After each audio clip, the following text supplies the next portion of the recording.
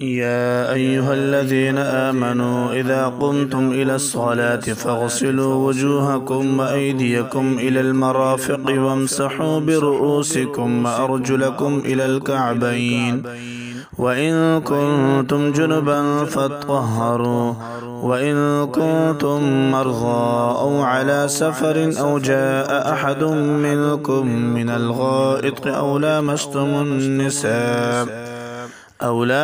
النساء فلم تجدوا ماء فتيمموا صعيدا طيبا فامسحوا بوجوهكم وأيديكم منه ما يريد الله ليجعل عليكم من حرج ولكن يريد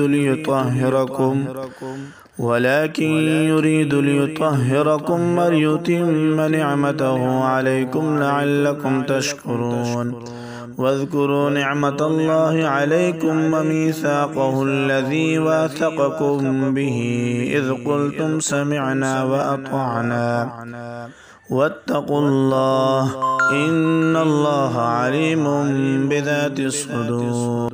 يا أيها الذين آمنوا كونوا قوامين لله شهداء بالقسط ولا يجرمنكم شنآن قوم على ألا تعدلوا اعدلوا هو أقرب للتقوى واتقوا الله إن الله خبير بما تعملون.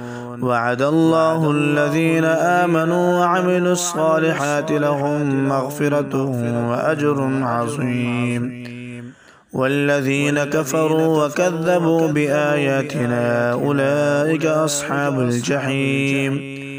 يا أيها الذين آمنوا اذكروا نعمة الله عليكم إذ هم قوم أن يبسطوا إليكم أيديهم فكف أيديهم عنكم واتقوا الله وعلى الله فليتوكل المؤمنون.